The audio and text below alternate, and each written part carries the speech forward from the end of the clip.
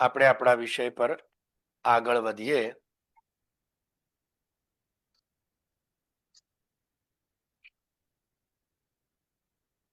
આપણે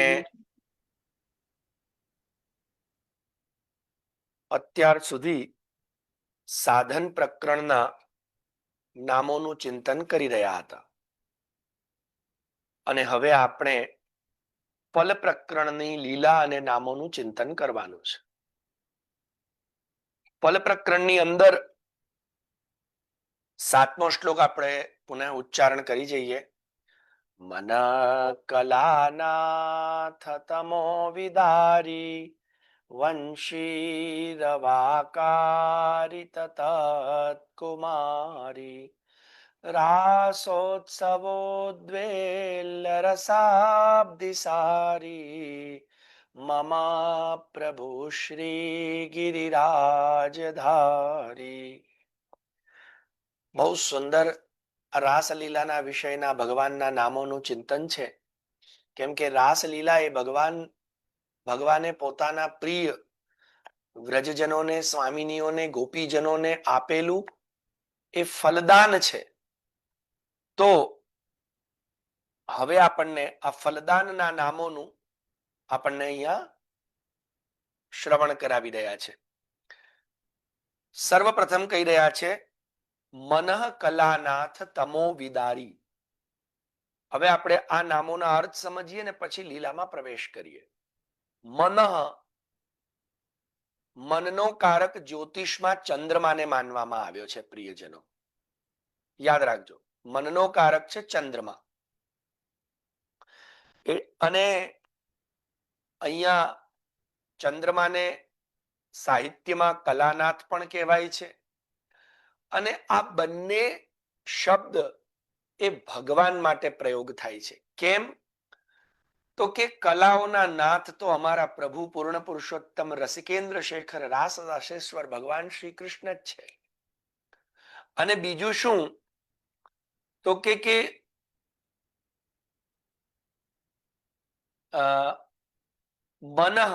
મન એમની ઈચ્છાથી પ્રગટ થયું છે. મન જેમ આ શરીરની અંદર ભગવાને અનેક વિષયો પ્રગટ કર્યા, બરાબર? અમુક તત્વોના આધાર પર શરીર પ્રગટ થયું, જેમ આપણને ભાગવતજીની અંદર વેદાંત સમજાવવામાં આવે છે સૃષ્ટિ પ્રકરણમાં. તો એની અંદર આ શરીરની અંદર અનેક તત્વો, સત્વ ગુણ, રજો ગુણ, તમો ગુણ, હે ને, અનેક પદાર્થો, એવા વિષયો છે. પણ મન એ કોઈ દેખીતું પદાર્થ નથી. અને એટલે મનને અંતઃકરણ ચતુષ્ટયમાં ગણવામાં આવ્યું છે.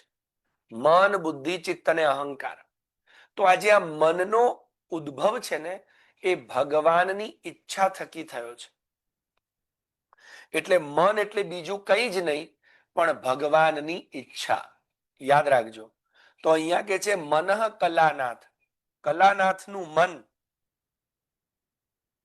તમો વિદારી એટલે કે અહીંયા બહુ સરસ સમજાવી રહ્યા છે કે જે ગોપીજનો, જે વ્રજ સીમંતિનીઓને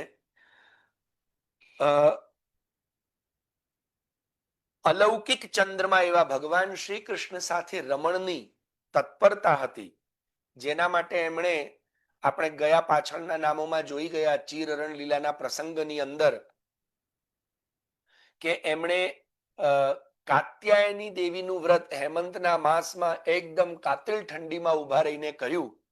આવી ગોપીજનો ઉપર, એટલે આવી કુમારિકા ઉપર. અને એટલે જ આગળ આવશે વંશી રવા કારિત તત્કુમારી, બીજું નામ આવવાનું છે ને. મન કલાનાથ તમો વિદારી વંશી રવા કારિત તત્કુમારી.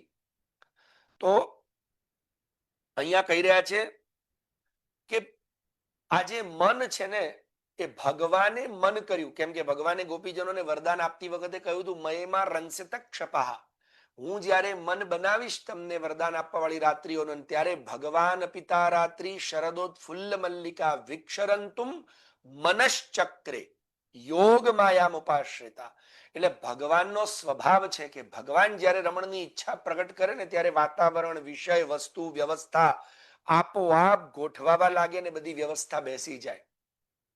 અને એ બેસાડવા માટે ભગવાન કેમ કરે તો કે ભક્તોના મનમાં જે દુઃખ થઈ રહ્યું છે ભગવાનને નહીં મળવાનું, આ વસ્તુ સમજવા જેવી છે. કેમ કે આપણને તો દુઃખ થતું જ નથી ને. હે, પ્રભુને મળવાનું, પ્રભુના મિલનનું કે પ્રભુની સેવામાં નહીં જવાનું જે આપણને દુઃખ થતું જ નથી, આપણે સેવા નથી કરી શકતા, તો આપણને કઈ કષ્ટ છે, ઠીક છે આજે ના થઈ તો કાલે કરશું ને. મતલબ સેવા એક કામ જેવું થઈ ગયું. અને એટલા જ માટે પ્રિયજનો, ભગવાને ઈચ્છા નથી કરી, નહીં તો ભગવાનની ઈચ્છા સાથે આપણી ઈચ્છા મળી જાત. અને ભગવાન ઈચ્છા ક્યારે કરે? જ્યારે એમનો કોઈ પ્રિય ભક્ત અત્યંત તડપપૂર્વક પ્રભુના સુખ માટે, પાછું એ પોતાના સુખ માટે નહીં હો, જ્યારે અત્યંત ઈચ્છા પ્રગટ કરે કે હું કેમ પ્રભુની સેવામાં પ્રભુના સુખને નથી પ્રાપ્ત કરાવી શકતો, તે વખતે એ દુઃખનું નિવારણ કરવા માટે, કેમ કે તમ એટલે દુઃખ, અને એ દુઃખ બંનેની અંદર છે. કેમ કે કલાનાથના મનની અંદર પણ છે, અને કલાનાથને સુખ આપવા માટે જે સ્વામિનીજીઓ છે એમના મનરૂપી ચંદ્રમામાં પણ આ અત્યંત દુઃખ છે. અને એટલે બંનેના દુઃખનું, એટલે જયારે કે ને કે ખાલી આપણી ઈચ્છા કરવાથી કઈ ન થાય, પણ ભગવાન નક્કી કરે કે મારે આના પર કૃપા કરવી છે, યાદ રાખજો.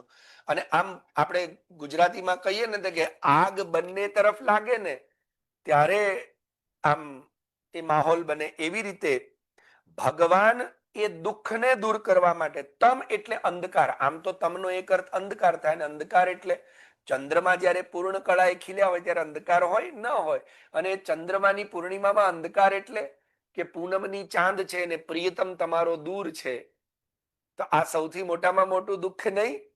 હે, આ મોટામાં મોટું દુઃખ. અને એટલે એ દુઃખને, એ અંધકાર છે જીવનનો, પ્રેમિકાના કે પ્રેમીના જીવનનો, અને એટલે એ દુઃખને દૂર કરવા વાળા ભગવાન કેવી રીતે કરે છે? તો કે ભગવાન સ્વામિનીઓની અભિલાષા કરે છે, અને સ્વામિનીઓને ભગવાનની અભિલાષા છે. આ બંનેની એક સાથેની અભિલાષાઓને દૂર કરવા માટે ભગવાન વિચાર કરે છે કે લાવ, હવે મને મન થયું છે રમણનું. કેમ કે ભગવાન એવી આજ્ઞા કરી હતી, જયારે શ્રુતિ રૂપા ગોપિકાઓએ જયારે તપસ્યા કરી તે વખતે એમને વરદાન આપ્યું હતું કે પ્રાપ્તે સારસ્વતે કલ્પે માથુરે મમ મંડલે વૃંદાવને ભવિષ્યામો પ્રેયાન્વો રાસ મંડલે. તો જયારે હું તમને મથુરા મંડલ એવા મારા વ્રજની અંદર, વૃંદાવનના મારા ક્ષેત્રમાં, રાસસ્થલીમાં હું તમારું પ્રિય કરવા વાળો જયારે હું મન કરીશ ત્યારે તમારું પ્રિય કરીશ. તો હવે એ વખતની કે ઋષિ રૂપા ગોપિકાઓ આ બધી કેવડી મોટી મોટી થઈ ગઈ, કે બધી કે આવડી આવડી નાની નથી. એટલે કેટલા વર્ષોથી ભગવાનના ઈચ્છાની રાહ જોઈ રહી છે. એટલે ભગવાનને રમણનું મન થયું ને, અને તે વખતે ગોપીજનોના હૃદયમાં પણ પ્રભુના સુખને આપવાનો જે ઉત્કટ ભાવ, યાદ રાખજો આ બહુ મહત્વનો વિષય છે. કેમ કે ભગવાનનો એક સ્વભાવ છે કે તમારા હૃદયની અંદર જ્યાં સુધી આ ભાવ પ્રગટ થતો નથી ને કે હું પ્રભુને સુખ પ્રદાન કરવા માટે શું હું લાયક છું, પણ મારે પ્રભુને સુખ પ્રદાન કરવું છે, અને હું કેમ નથી કરી શકતો કે કેમ નથી કરી શકતી, આ જે દુઃખ છે ને એ દુઃખ દૂર કરવું એ જ ભગવાનનો સ્વભાવ છે. અને દુઃખ નિવારણ કરવા માટે ભગવાન જ્યારે મન બનાવે છે એને કર્તુમ સામર્થ્ય કહેવાય. અને ભગવાન પોતે સ્વયં એ ગોપીને, શ્રી રાધિકાજીને કે પોતાના પ્રિય સખીજનોને મળવા માટે તત્પર થઈ જાય કે અરે નહીં, મારામાં તે મારી ગોપીઓ, જેમ ઉદ્ધવજીને કહે છે ને કે તાના વિદન મય્ય અનુસંગ બધ્ય, અરે તું શું સમજે ઉદ્ધવ, એ મારી કેવી ગોપીઓ છે. એવું જે ભગવાનના હૃદયની અંદર જયારે પોતાના ગોપીજનો માટેની એ જે તડપ, અને ભગવાન એનું નિવારણ મતલબ ભગવાન એનું નિવારણ જાતે નથી કરી શકતા, એ ભગવાનનું અકર્તુમ સામર્થ્ય છે. એટલે કરવા માંગે તો કરી શકે, પણ ભગવાન કરવા નથી ચાહતા. એટલે ભગવાન કહે છે ને હું એ પ્રેમીઓના, એ મારા ગોપીજનોના પ્રેમનો હું ઋણી રહેવા માંગુ છું, એમાંથી હું ઋણ થવા જ નથી માંગતો. તો આ ભગવાનનું અકર્તુમ સામર્થ્ય છે. ભગવાનનું ભક્તોની સાથે રમણ, અને ભગવાન ના તાપની પણ શાંતિ થવી ભક્તો સાથે રમણ કરીને. ભગવાન પણ પ્રસન્ન થઈ જાય, કરે ગોપીજનો તમે મને જે પ્રેમ આપ્યો ને, આ અન્યથા કરતું સામર્થ્ય છે. આવું ક્યારે બને ખરું? સામર્થ્યવાનના સામર્થ્યને, સામર્થ્યવાનના કે તાપને દૂર જે અસામર્થ્યવાન જીવો છે તે કરી શકે. પણ ભગવાન કે અરે ગોપીઓ, હે મારા સખાઓ, હે મારી સખીઓ, તમે જે મને આનંદ આપ્યો છે, તમે મને જે આ પ્રેમ શીખવાડ્યો, કે એનું હું ઋણ ચૂકવી શકતો ને, હું બહુ પ્રસન્ન થયો. હવે આ તો ઉલટી ગંગા થઈ ગઈ ને. ગંગા પ્યાસ બુજાવે કે પ્યાસો વ્યક્તિ ગંગાની તડપ બુજાવે? એટલે ભગવાન તો પ્રેમનો સમુદ્ર છે, પણ એ એમ જયારે બોલે, હે, એ પ્રેમનો સાગર જયારે એમ કે એક બૂંદ ને કે આ બૂંદ તું મારામાં પડીને અને હવે હું ભરાઈ ગયો એવું લાગે, એટલે તું ભરાય, સાગર તો ઓલરેડી ભરેલો છે. ત્યારે ભગવાનની પણ તડપને એ અન્યથા કરતું સામર્થ્ય તો ભગવાનનું જ છે, યાદ રાખજો. અને એટલે ભગવાન શું કરે છે અહીંયા સમજાવી રહ્યા છે કે ભગવાનનું આ પ્રથમ જે નામ છે કે મનઃ કલાનાથ તમો વિદારી, એટલે રાસની પ્રારંભની અંદર જે આપણે શ્લોક જોયો હમણાં કે ભગવાન પિતા રાત્રિ શરદોત્ફુલ્લ મલ્લિકા વિક્ષરંતુમ મનશ્ચક્રે યોગ માયામ ઉપાશ્રિતા.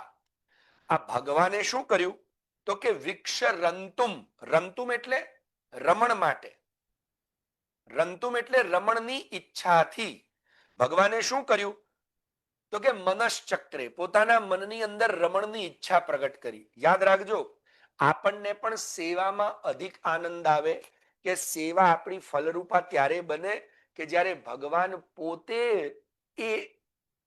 એની ઈચ્છા પ્રગટ કરે કે મારે આ ભક્તની સેવાને ગ્રહણ કરવી છે. અને પણ ક્યારે તો કે ભગવાન પિતા રાત્રિ શરદોત્ફુલ્લ મલ્લિકા, કેમ કે ભગવાન અને શરદમાં કોઈ અંતર નથી. શરદ ઋતુ જેવો સ્વભાવ ભગવાનનો છે, અને એટલે જ ભગવાનને શરદચંદ્ર કહેવાય છે.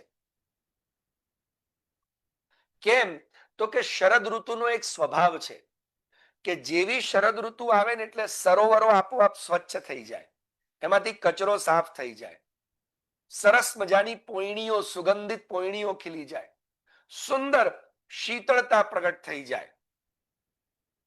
અને એ શરદ ઋતુની અંદર કોઈ યોગ્ય વિહાર ન કરે ને તો એ રોગિષ્ટ થાય. બાકી એ શરદ ઋતુનું, અને એટલે જ્યારે પહેલાના ઋષિ મુનિઓ, પહેલાના વિદ્વાનો, આચાર્યો, ગુરુજનો જ્યારે પોતાના શિષ્યને, પુત્રને કે સેવકોને આશીર્વાદ આપતા ત્યારે શું આશીર્વાદ આપતા? વેદની અંદર આશીર્વાદના મંત્રો શું છે ખબર છે? શતમ્મુ હેમંતાન તું 100 શરદ જીવ, એમ જીવેમ શરદ શતમ. જુઓ, આપણે આજે પણ આપીએ છીએ ને, લોકો ઘણી વખતે લખાવે ને જીવેમ શરદ શતમ, તું 100 શરદ જીવ. કેમ 100 શરદ જીવ? જીવેમ શરદ શતમ એનો મતલબ શું? તો કે તું 100 શરદ જીવ. 100 શરદ જોવી એટલે કેમ કે શરદ ઋતુ એટલી સુંદર છે કે શરદ ઋતુની અંદર તું યોગ્ય વિહાર કરીને ક્યારેય પણ રોગને પ્રાપ્ત ન કર. એટલે શરદ ઋતુનો પોતાનો સ્વભાવ છે કે કષ્ટોને, રોગને, દુઃખોને નિવારણ કરી દે અને તમને આનંદ પ્રદાન કરીને સુંદર કમળ ખીલવે. એવા જ અમારા કનૈયા પણ, કૃષ્ણ પણ, પ્રભુ એ શરદ ઋતુ જેવા છે કે આપણા માથે બિરાજે, આપણા ઘરમાં આવે, આપણા જીવનમાં આવે ને, અને એટલે પ્રભુ છે ને આપણા હૃદયની અંદરના દરેક ક્લેશ, કંકાસ આ બધાને દૂર કરી અને આપણને સુંદર એવું કમળ, ભક્તિનું કમળ ખીલવી આપે. યાદ રાખજો પ્રિયજનો, આ ભક્તિનું કમળ ખીલવવું એટલે એક ભગવાન. અને આ વાત ક્યાં કહી છે તો કે શ્રીમદ ભાગવતજીના દ્વિતીય સ્કંદમાં, શ્રીમદ ભાગવતજીના દ્વિતીય સ્કંદમાં એવી આજ્ઞા કરવામાં આવી સુખદેવજી દ્વારા, શૃણ્વત શ્રદ્ધયા નિત્યમ ગૃણતશ્ચ સ્વચેષ્ટિતમ કાલેન નાતિ દીર્ઘેણ ભગવાન વિશતે રુધિ પ્રવિષ્ટ કર્ણરંધ્રેન સ્વાનામ ભાવ સરોરુહમ ધુનોતિ શમલમ કૃષ્ણ સલિલસ્ય યથા શરદ. જુઓ, અહીંયા પણ દ્વિતીય સ્કંદની અંદર સુખદેવજી મહારાજ શું કહી રહ્યા છે? તો કે છે કે શૃણવત શ્રદ્ધયા નિત્યમ ગૃણતશ્ચ સ્વચેષ્ટિતમ. તમે ભગવાનની લીલા, ભગવાનના ગુણગાન, ભગવાનની યશોકીર્તિ, ભગવાનનું નામ કે ભગવાનની વંશી એ નિત્ય શ્રવણ કરો અને પૂર્ણ શ્રદ્ધાથી. એનાથી શું ફળ મળે? એટલે કે શ્રીમદ ભાગવત સત્સંગ નિત્ય કરો. કેમ? તો કે કાલેન ન અતિ દીર્ઘેણ, બહુ અતિ લાંબો સમય ભગવાન નહીં લગાવે, એટલે કે શોર્ટ ટાઈમ ની અંદર કાલેન ન અતિ દીર્ઘેણ ભગવાન વિશતે હૃદય, ભગવાન હૃદયમાં પધારે છે. અને પધાર્યા પછી કરે શું? શ્રી મહાપ્રભુજી કહે છે એકવાર ખાલી કૃષ્ણને અંદર આવવા દો. એ આવી ગયો ને પછી તમારું કામ નથી, પછી એનું કામ છે. અમારા કૃષ્ણ ખાલી અંદર આવે એટલી વાર, એ કાં તો કોઈના અંદર જતા નથી, એક તો વાંકો છે ને, એટલે બાકી ચાલ ચલત ગોકુલ મેં છેલ છબીલો કાંગો, વાંકી વસ્તુ જલ્દી ઘૂસે નહીં, પણ એકવાર ઘૂસી જાય ને તો પ્રાણ લઈને જ બહાર આવે, બહાર પછી નીકળે નહીં હો. એટલે કૃષ્ણનો સ્વભાવ કેવો છે? તો કે એકવાર અંદર પધારે એટલે જો સુખદેવજી પણ કહી રહ્યા છે કે પ્રવિષ્ટ કર્ણરંધ્રેન સ્વાનામ ભાવ સરોરુહમ ધુનોતી શમલમ. યાદ રાખજો, ભગવાન હૃદયમાં પધારે, પણ હૃદયમાં પધાર્યા પછી પણ તમારી અંદર જો શમલ હોય, શમલ એટલે મેં આટલા સારા કામ કર્યા, મેં આ સેવા કરી, મેં આટલા જપ કર્યા, મેં આટલા અનુષ્ઠાન કર્યા, મેં આ કર્યું, આવી મેં બકરી જેવી જે તમારી અહંકાર વૃત્તિ છે ને, એટલે પુણ્યોનો, યાદ રાખજો, સારા કામ કરવાનું અભિમાન ભગવાનની પ્રાપ્તિમાં ખાલી પાપ જ નડે છે એવું નહીં, શમલ પણ નડે. શમલ એટલે સત્કર્મો દ્વારા ઉત્પન્ન થયેલો સાત્વિક અહંકાર. પુણ્યો પણ નડે છે ભગવાનની પ્રાપ્તિમાં. અને એટલે અહીંયા કે છે ધુનોતી શમલમ, તમારા ભગવાન હૃદયમાં પધારે એટલે પાપ તો ટકે જ નહીં, પણ જે શમલ બચ્યા હોય ને એ શમલ પણ ભગવાન ટકવા દેતા નથી. અને પાપ અને પુણ્ય બધાથી દરેક પ્રકારનો કચરો સાફ કરી અને ભગવાન શું કરે? તો કે ધુનોતી શમલમ કૃષ્ણ. અને કેવી રીતે કરે? તો કે સલિલસ્ય યથા શરદ, જેમ શરદ સરસ મજાના સરોવરોને પવિત્ર કરે ને એમ કૃષ્ણ તમારા હૃદયરૂપી સરોવરને પવિત્ર કરે. અને પવિત્ર કરે એટલે ભક્તિરૂપી કમળ ખીલે, અને ભક્તિરૂપી કમળ ખીલે પછી ભગવાન હૃદયમાં પધારીને નૃત્ય કરે. તો ભગવાન હૃદયમાં પધાર્યા છે એની આપણે કહે ને કે પ્રમાણ શું, એની આઈડેન્ટિટી શું, એનું કેવી રીતે જાણવું, એની રિસિપ્ટ શું? તો તમને હવે શમલ ન રહે, પાપ તો ન જ રહે પણ શમલ પણ સાથે સાથે ધોવાય. યાદ રાખજો. અને ભગવાન પધારી, અને એટલે અહીંયા કહ્યું કે શરદ ઋતુની, અને ખાલી પધારીને શમલ ધોવે, તો શમલ ધોવે એટલે શું કરે? ચલો, પાપ ધોવે એટલે તમને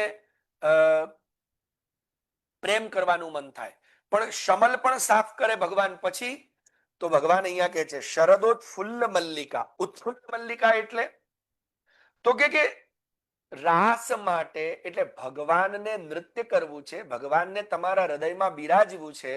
તો ભગવાન જ્યારે કૃપા કરે ને તો યાદ રાખજો, હમણાં જ આપણે સાધન લીલામાં આગળના શ્લોકોમાં 6થા શ્લોક સુધી આપણે જોઈ ચૂક્યા છીએ કે ભગવાન જ સાધન બની જાય છે. એમ અહીંયા ભગવાન હવે સાધન નથી બનતા, ફળ આપી રહ્યા છે ને. એટલે જેવું તમારું શમલ અને પાપ ધોવાય છે ને, એટલે ધીરે ધીરે ધીરે આપોઆપ અંદર સેવા વિષયક પદાર્થો, વિચારો, વ્યવસ્થાઓ તમારા મન, વિચાર, બુદ્ધિ, હૃદય અને જીવનમાં બનવા લાગે છે. પછી તમને પછી ઘર સંસાર ડિસ્ટર્બ નહીં કરે, પછી તમને તમારા વિચાર સંસારમાં જવા વાળા નહીં બને, પછી તમારા હૃદયની અંદર ગમશે તો પણ કૃષ્ણ ગમશે. તમને સાંભળવું, અત્યાર સુધી તમને ફિલ્મો સાંભળવી ગમતી હતી, પણ હવે તમને કૃષ્ણના કીર્તન સાંભળવા ગમશે. એટલે તમારી ઇન્દ્રિયોને પણ એવી બનાવી દે ભગવાન કે રાસ માટે યોગ્ય. જેમ ગોપીજનોની ઇન્દ્રિયોને રાસને ઉપયુક્ત બનાવવા માટે ભગવાન એમને ક્યાં લઈ ગયા? તો આપણે છે ને કે જનો વઈ લોક એતસ્મિન અવિદ્યા કામ કર્મ બી ઉચ્ચાવચા સુગતિષુ ન વેદ સ્વામ ગતિમ ભ્રમન. ભગવાને પોતાની ગતિ પ્રદાન કરી, પોતા જેવા બનાવ્યા. ક્યાં લઈ જઈને? તો કે બધાને વૈકુંઠ લઈ ગયા ને, પછી રાસલીલા થાય છે, તે પહેલા નહીં. અને એટલે અહીંયા કે છે દર્શયામાસ લોકમ સ્વમ ગોપાનામ તમસ પરમ. ભગવાને પોતાનું તમસ પરમધામ એ ગોપીજનોને બતાવ્યું, કે જે બતાવવા, જે જોવા માટે મોટા મોટા દેવતાઓ, ઋષિઓ, તપસ્વીઓ, આત્મજ્ઞાનીઓ તડપી રહ્યા છે. અને એનું પણ વર્ણન બહુ સુંદર શ્લોકમાં છે. સત્યમ જ્ઞાનમ અનંતમ યત બ્રહ્મ જ્યોતિ સનાતનમ, એટલે અક્ષર બ્રહ્મ. યદ્ધિ પશ્યન્તિ મુનયો ગુણાપાયે સમાહિતઃ. આહા, યદ્ધિ પશ્યન્તિ મુનયો ગુણાપાયે સમાહિતઃ. શું કે છે? તો કે ભગવાનના આ બ્રહ્મ સ્વરૂપ ને દર્શન કરવા એ ખરેખર ભગવાને બ્રહ્મરથમાંથી સીધા પરમધામના દર્શન કરાવ્યા અને ત્યાંથી પાછા લઈ આવ્યા. કેમ?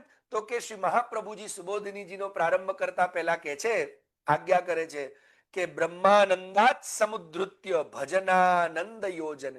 અત્યાર સુધી બ્રહ્માનંદનો આનંદ લીધો, હવે બ્રહ્માનંદનો આનંદ લેતા જ બ્રહ્મવિદ બ્રહ્મૈવ ભવતિ. ઉપનિષદો કે છે બ્રહ્મવિદ બ્રહ્મૈવ ભવતિ. સ્મૃતિઓ એટલે ગીતાજી કે છે બ્રહ્મભૂત પ્રસન્નાત્મા ન શોચતિ ન કાંક્ષતિ. એટલે બ્રહ્મભૂત બની જાય માણસ, એટલે બ્રહ્મ જેવો બની જાય. બ્રહ્મ કેવો? તો કે અવિનાશી, અક્ષર. અત્યારે આપણું આ શરીર કેવું છે? તો કે ક્ષર, નાશવંત. અને એટલે રાસ માટે કામનું નથી. અને ભગવાન તો અક્ષરમાં બિરાજે, એટલે ભગવાન પોતાના ધામમાં લઈ ગયા, પોતાના જેવા બનાવીને પાછા લાવ્યા અને પછી રાસનો પ્રારંભ કર્યો છે. એટલે હવે ભગવાન જે આનંદ કરવા માંગે છે એની વ્યવસ્થા ભગવાન જાતે કરી રહ્યા છે. કઈ રીતે કરી રહ્યા છે? તો એ આગળના બીજા નામની અંદર કે છે.